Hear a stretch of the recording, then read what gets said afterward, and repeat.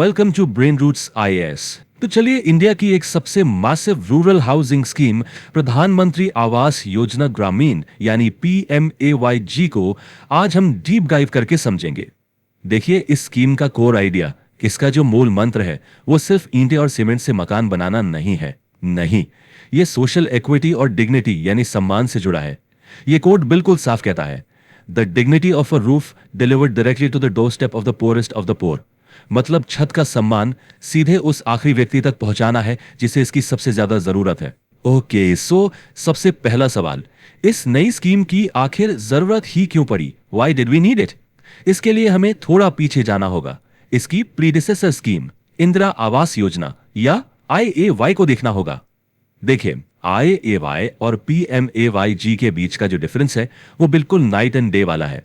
Left column में देखिए IAY जो 1985 से 2016 तक चली। यहां बेनिफिशियरीज BPL लिस्ट से सिलेक्ट होते थे। यूनिट कॉस्ट काफी कम था, मॉनिटरिंग का कोई सॉलिड सिस्टम नहीं था और घर का साइज सिर्फ 20 स्क्वायर मीटर। अब राइट कॉलम में देखिए PMAYG। यहां सिलेक्शन SECC 2011 डेटा से होता है जो ज्यादा ऑब्जेक्टिव है। फाइनेंशियल असिस्टेंस यानी सहायता राशि काफी ज्यादा है। सबसे बड़ा गेम चेंजर है डिजिटल मॉनिटरिंग और घर का मिनिमम साइज बढ़ाकर 25 स्क्वायर मीटर कर दिया गया। तो हम देख सकते हैं कि PMAYG ने IAY की हर कमी को सिस्टमैटिकली एड्रेस किया। तो चलिए अब PMAYG के नए ब्लूप्रिंट को आपस में डिस्कस करते हैं कि ये कैसे सिर्फ एक चार दीवारी नहीं बल्कि एक पूरा कंप्लीट लिवेबल होम बनाता है। इस स्कीम की सबसे ब्रिलियंट चीज है इसका कन्वर्जेंस मॉडल। अब ये कन्वर्जेंस क्या है? बेसिकली इसका मतलब है कि घर के साथ साथ दूसरी जरूरी सरकारी स्कीम्स को भी इंटीग्रेट किया गया है जिससे एक होलिस्टिक सोल्यूशन मिलता है। फॉर एग्जाम्पल, घर बनाने के लिए MGNRGS से लगभग 90 से 95 दिन की अनस्किल्ड लेबर वेजेस मिलती हैं। स्वच्छ भारत मिशन ग्रामीण से टॉयलेट के लिए 12,000 रुपए, उज्ज्वला से LPG कनेक्शन और सौभाग्य स्कीम से इलेक्ट्रिसिटी। मतलब बेनिफिशियरी को सिर्फ छत नहीं बल्कि एक पूरी लाइफ सपोर्ट सिस्टम मिल रहा है। अच्छा, अब सवाल उठता है कि इतनी बड़ी स्कीम के लिए पैसा कहां से आता है? फंड कौन करता है? यहां पर हमें कोऑपरेटिव फेडरलिज्म का एक टेक्स्ट बुक एग्जाम्पल देखने को मिलता है। जैसा कि टेबल में साफ दिख रहा है, प्लेन एरियाज में फंडिंग 60-40 के रेशियो में स्प्लिट है। 60% सेंटर और 40% स्टेट। नॉर्थ ईस्टर्न और हिमालयन स्टेट्स के लिए सेंटर 90% कंट्रीब्यूट करता है और स्टेट 10%।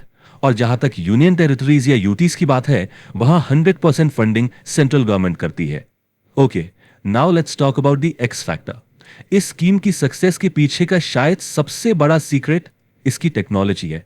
ये जो डिजिटल फाउंडेशन है यही ट्रांसपेरेंसी इंश्योर करती है और करप्शन पर चेक रखती है। और इस टेक्नोलॉजी का कोर है जियो टैगिंग। अब ये टर्म टेक्निकल लग सकता है पर कॉन्सेप्ट बहुत सिंपल है। Geotagging is basically the process of adding geographical identification यानी latitude and longitude to a photo. PMAYG के कंटेक्स्ट में इसका क्या मतलब है? इससे कंस्ट्रक्शन के हर स्टेज का एक time stamped verifiable digital proof बन जाता है जिसको कोई झुठला नहीं सकता। तो ये काम कैसे करता है, इसका वर्कफ्लो समझते हैं। Step 1, photo taken. कंस्ट्रक्शन के हर इंपॉर्टेंट स्टेज पर आवास ऐप से एक टाइम स्टैम्प फोटो ली जाती है। Step 2, verified. ये जियो टैग्ड फोटो सीधे आवास सॉफ्ट पोर्टल पर अपलोड होती है और वेरीफाई की जाती है। Step 3, funds released. जैसे ही फोटो वेरीफाई होती है अगली फाइनेंशियल इंस्टॉलमेंट सीधे बेनिफिशियरी के बैंक अकाउंट में चली जाती है वाया DBT यानी direct benefit transfer. No middleman, no leakage. चलिए अब तक हमने इसकी वर्किंग समझी, अब फोकस करते हैं इसकी रिजल्ट्स पर। Let's measure the milestone. देखते हैं कि पिछले एक दशक में इस स्कीम ने नंबर्स में क्या अचीव किया है। तो नंबर्स की बात करते हैं। PMAYG का जो टोटल टारगेट है वो है 4.15 करोड़ घर बनाने का। सोचकर देखिए, 4.15 करोड़, ये इस मिशन का स्केल बताता है। इस मैसिव टारगेट में से 3.90 करोड़ घर बेनिफिशियरीज के लिए सैंक्शन किए जा चुके हैं यानी ऑफिशियली अप्रूव हो चुके हैं। और सबसे इंपॉर्टेंट नंबर, इन सैंक्शन हाउसेज में से लगभग 2.99 करोड़ घर पूरी तरह से कंप्लीट हो चुके हैं। That is a huge achievement by any standard.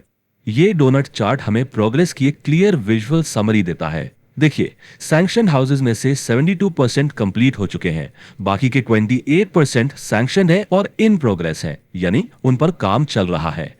एक बहुत क्रूशियल सवाल ये उठता है कि बेनिफिशरीज को फेयरली कैसे सेलेक्ट किया जाता है।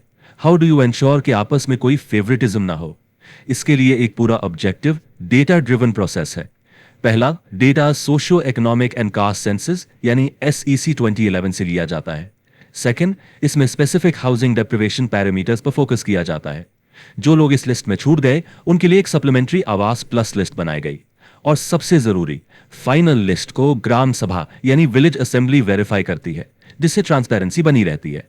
अब हम अपने फाइनल सेक्शन पर आते हैं, द आर्किटेक्चर ऑफ डिग्निटी। यहां हमारा फोकस है अकाउंटेबिलिटी और कोअर्टी पर, जो इस स्कीम की डिग्निटी वाली कोर स्पिरिट को रीएनफोर्स करता है।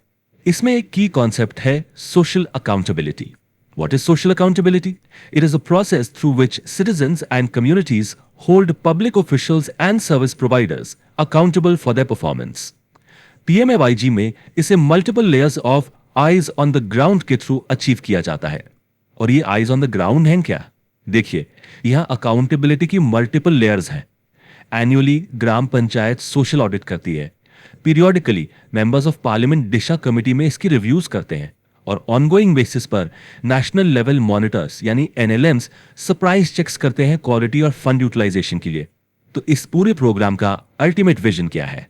The goal is to eliminate the concept of kutcha housing in rural India by 2029। मतलब 2029 तक ग्रामीण भारत से कच्चे घरों की अवधारणा को ही खत्म कर देना है। और आखिर में मैं एक थॉट प्रोवोकिंग क्वेश्चन के साथ इस डिस्कशन को कंक्लूड करना चाहूंगा। How does the convergence model ensure a Pakka house leads to an improved quality of life rather than just being a physical structure? मतलब ये जो कन्वर्जेंस मॉडल है, ये कैसे सुनिश्चित करता है कि पक्का घर सिर्फ एक बिल्डिंग ना बने, बल्कि लोगों की क्वालिटी ऑफ लाइफ में सच में सुधार लाए? इस सवाल पर सोचना इस स्कीम के होलिस्टिक अप्रोच को समझने के लिए बहुत जरूरी है। If you found this lecture helpful, like, share and subscribe to the channel.